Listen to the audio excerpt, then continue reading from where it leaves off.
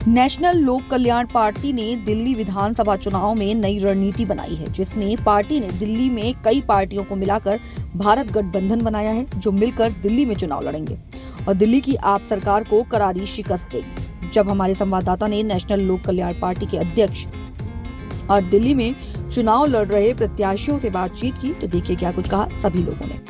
दिल्ली विधानसभा चुनाव को लेकर सभी पार्टियों ने अपनी तैयारी शुरू कर दी है। इसी बीच आम आदमी पार्टी ने अपने सभी प्रत्याशी घोषित कर दिए हैं और आम आदमी पार्टी की तरफ से महिलाओं के लिए 2100 रुपये की घोषणा भी हो गई है। उसका पंजीकरण भी करा दिया गया है और उस पर आरोप भी लग चुका है कि भाई 2100 रुपये की जो योजना है वो फर्जी है। उसको लेकर एडवर्टाइजमेंट भी निकल चुका है। इसी बीच नेशनल लोक कल्याण पार्टी लगातार आपको तस्वीरें दिखाते रहते हैं, कई प्रेस कॉन्फ्रेंस आपको दिखाएंगे कि किन मुद्दों पर वो चुनाव लड़ेगी, कितनी सीटों पर चुनाव लड़ेगी। इसी बीच अब भारत गठबंधन भी नेशनल लोक कल्याण पार्टी का बन चुका है, यानी कि कम से कम दिल्ली की 40-45 पार्टियां जो हैं वो लगातार इस गठबंधन में आ चुकी हैं, लोक कल्याण पार्टी के साथ जुड़ चुकी हैं। हमारे साथ बातचीत करने के लिए लोक कल्याण पार्टी के राष्ट्रीय अध्यक्ष कर्ता धर्ता हमारे साथ आईपीजी मौजूद हैं। सर, क्या कुछ व्यवस्थाएं हैं दिल्ली की? आपने नई दिल्ली से प्रत्याशी उतार दिया है और आपने राजेंद्र नगर विधानसभा से तो आप खुद ही उतर रहे हैं। किन मुद्दों को लेकर पार्टी चुनाव लड़ेगी? क्योंकि लगातार मैं वही सवाल पूछता आ रहा हूँ, किन मुद्दों को लेकर गहरे मुद्दे क्या रहेंगे? क्योंकि फ्री की रेवड़ियाँ तो दिल्ली की जनता को बहुत मिल गई हैं और अभी फिर से अरविंद केजरीवाल जी ने 2100 रुपये की घोषणा की है और वो ये कह रहे हैं कि जब आम आदमी पार्टी जीतेगी, अरविंद केजरीवाल फिर से मुख्यमंत्री बनेंगे, तब जाके वो 2100 रुपये महिलाओं के अकाउंट में आ जाएंगे। आप क्या कहते हैं इस पर? मैं इसमें कहता हूँ जी, बड़ा आसान है। जैसे जब दिल्ली से ये गए पंजाब, तो इन्होंने बोला कि दिल्ली का मॉडल आप जाके देखो, हम वही मॉडल पंजाब में कर देंगे। राइट। तो आज जब यहाँ वोटिंग हो रही है तो पंजाब में जाके इन्होंने बोला कि लेडीज़ को 1000 रुपये दिए जाएंगे। तो सवाल है, इतने साल हो गए अभी तो वहाँ पे सरकार को, तो अब उल्टा चलें कि पंजाब के मॉडल को दिल्ली में देखें तो पहले ये पूछे 2100 तुम कहाँ से दोगे, पहले तुम 1000 रुपये नहीं दे पाए। तो अगर यही आंकड़ा देख लिया जाए तो कितनी सच्चाई है इस 2100 में, ये पता चल जाएगी। दूसरा, आप दिल्ली की राजनीति देखिए, जो राजनीति यहाँ चलती आई है। जब कोरोना हुआ तो सारी पार्टियों का और एडमिनिस्ट्रेशन का फेलियर हो गया, यहाँ तक कि अंतिम संस्कार करने के लिए भी सिख और पंजाबी आ गया है। बट जब लोकसभा चुनाव हुए तो सिखों को और पंजाबियों को कहीं पे भी रिप्रेजेंटेशन नहीं मिली। आप देखें, कोई भी ऐसा सिख नहीं है जिसको दिल्ली से लोकसभा के लिए सीट मिली हो। बट अगर हम देखें इतिहास दिल्ली का, तो 35 से 40% सिख और पंजाबी दिल्ली के अंदर रहते हैं। बट क्या कोई ऐसा है जो सिखों को और पंजाबियों को एक साथ लेके चलता है और उनके भी मत की बात करता है? तो जो नेशनल लोक कल्याण पार्टी आज जिसकी नींव रखी गई है वो पंजाबियत के ऊपर चल रही है और एक आमंत्रण देते हैं हम कि ये पहली बार पूरे देश में एक पार्टी उभर के आई है जो सारे पंजाबियों को एक साथ मंच देती है कि आज अगर आपको अपनी आवाज़ बुलंद करनी है या अगर आपके मन में है कि आप सिख हैं और पंजाबी हैं और मेन फ्रेम इलेक्शंस में आना चाहते हैं, तो ये वो नेशनल लोक कल्याण पार्टी है जहाँ पर हम जुड़ सकते हैं। इसके साथ में मैं बताना चाहूँगा कि जो मालवीय नगर की कॉन्स्टिट्यूंसी है, उसके से साथ में जो तिलक नगर की कॉन्स्टिट्यूंसी है, उसके अंदर भी हम लोगों ने अपने सिख कैंडिडेट उतारे हैं और बाकी भी जो कैंडिडेट है वो पंजाबी वर्ग के भी हमारे साथ जुड़ रहे हैं, चाहे वो हिंदू पंजाबी हो या कोई भी हो। तो बड़ा अच्छा रिस्पॉन्स नीचे आ रहा है। मतलब लोक कल्याण पार्टी जो है, नेशनल लोक कल्याण पार्टी, ज़्यादातर वो सिख कम्युनिटी को लेकर चल रही है और उसी को मजबूती देने वाली है। क्या लगता है कि दिल्ली में अगर इस गठबंधन की सरकार बनती है तो एक सिख कम्युनिटी का जो मुख्यमंत्री है वो? नहीं, सिख कम्युनिटी नहीं, पंजाबी कम्युनिटी, क्योंकि पंजाबी कम्युनिटी और सिख कम्युनिटी हमेशा साथ रही है। तो आज अगर हम देखें कि जब देश आज़ाद हुआ तो बड़े सारे लोग जो पहले वहाँ पाकिस्तान जो आज है वहाँ से भी यहाँ हैं तो वो भी पंजाबी हैं। बट क्या कोई पंजाबी वर्ग की बात करता है? कोई भी नहीं करता। हमने तो कहीं पे भी नहीं देखा कि कोई पंजाबी वर्ग की बात करता हो। तो क्या पंजाबी वर्ग सिर्फ पंजाब में ही है? पूरे देश में है। इसी के साथ में मैं आपको और बताना चाहूँगा कि जो हम लोगों ने पहले भी देखा, जो आपको पता है और पूरी जनता ने यहाँ देश में देखा कि पहली बार हमने 38 साल जो बीते 1984 को उसके ऊपर डॉक्यूमेंट्री बनाई और फिर कानपुर फाइल्स लेके भी डॉक्यूमेंट्री बनाई।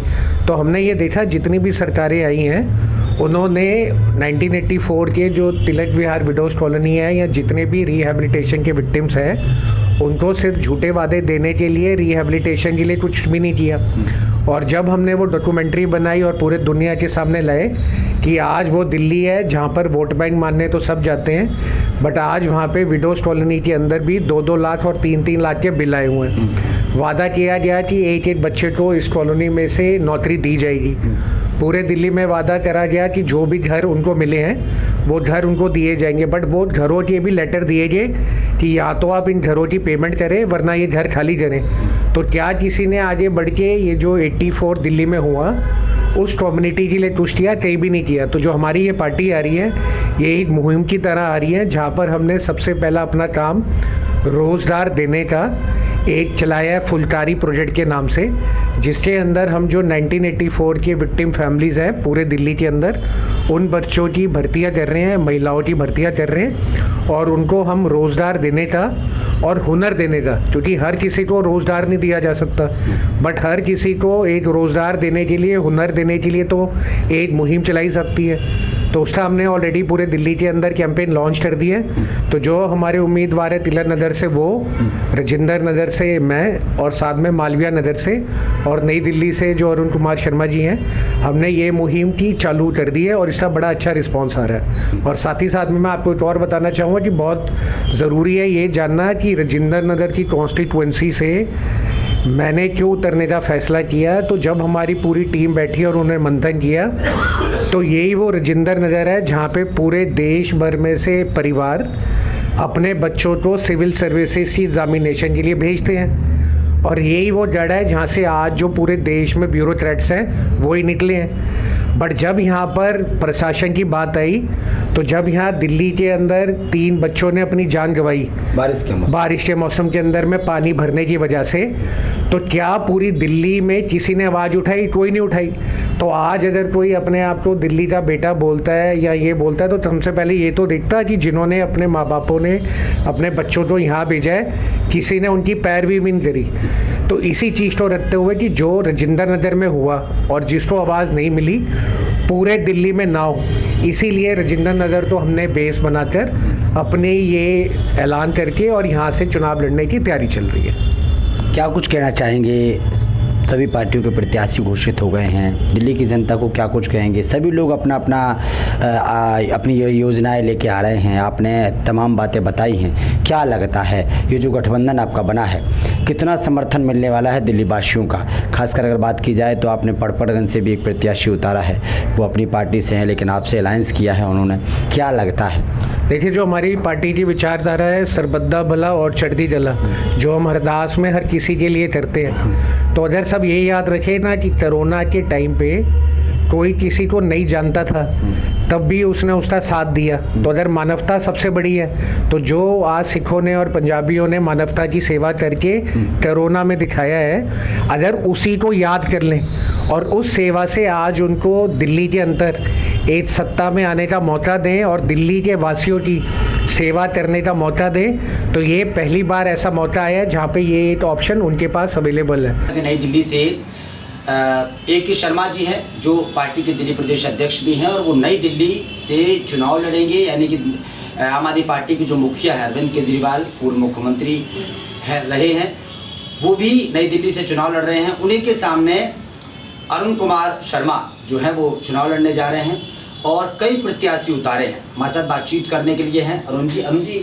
किस तरीके की तैयारी है पार्टी की? और आप दिल्ली प्रदेश अध्यक्ष भी हैं, नई दिल्ली से आप प्रत्याशी भी हैं, और कितने प्रत्याशियों की घोषणा आप लोग करने जा रहे हैं? दिल्ली से 7 प्रत्याशी कर लिए हैं, जैसे नई दिल्ली हो गया, राजेंद्र नगर हो गया, तिलक नगर हो गया, साकेत हो गया, तो और भी जगह हम करने जा रहे हैं। 7 लोगों को हमने कर लिया है और बाकी प्रोसेस में है और भी अभी कैंडिडेट हमने रखने हैं।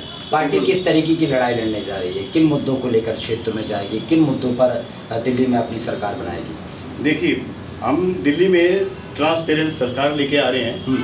एक ऐसी सरकार लेके आ रहे हैं जो अभी तक केजरीवाल जिन चीज़ों को लेके चल रहा है किसी भी चीज़ को उसने पूरा नहीं किया। सब उनके जो भी विफलता जो हो रही है उनके कामों में, उसको हम क्या कर रहे हैं कि हम ट्रांसपेरेंट वे में काम करेंगे। हम एक पोर्टल बनाएंगे जो उस पोर्टल में लोग शिकायत दर्ज करेंगे और और उनकी शिकायतों का निवारण जो है हम अपनी पार्टी से करेंगे।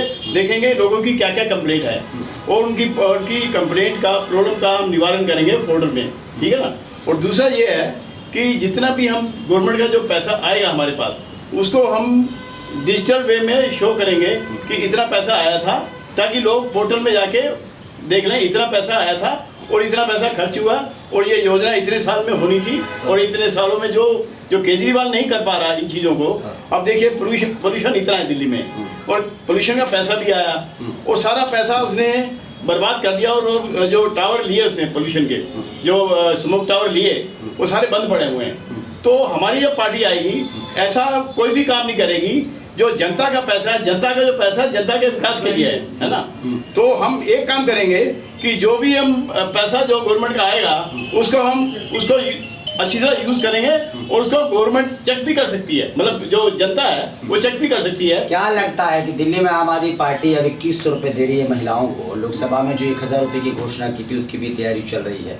क्या लगता है इन योजनाओं के बीच में 60 साल प्लस जो बुजुर्ग हैं उनको फ्री इलाज की भी बात की है अरविंद केजरीवाल ने, क्या लगता है इन योजनाओं के बीच में आपका पोर्टल काम कर पाएगा? सर ये रेवड़ियाँ बांट रहे हैं, इन्होंने 2100 रुपया कोई नहीं देना है इन्होंने। ये खाली वोट को अब ये कह रहे हैं कि मैं जीतूंगा तो 2100 रुपये दूंगा मैं। अभी आप 2100 रुपये को मल्टीप्लाई करिए नंबर ऑफ वुमन जो दिल्ली में है, इतना तो बजट नहीं है दिल्ली सरकार का जितना इन्होंने अनाउंस कर दिया कि मैं इतना पैसा दूंगा।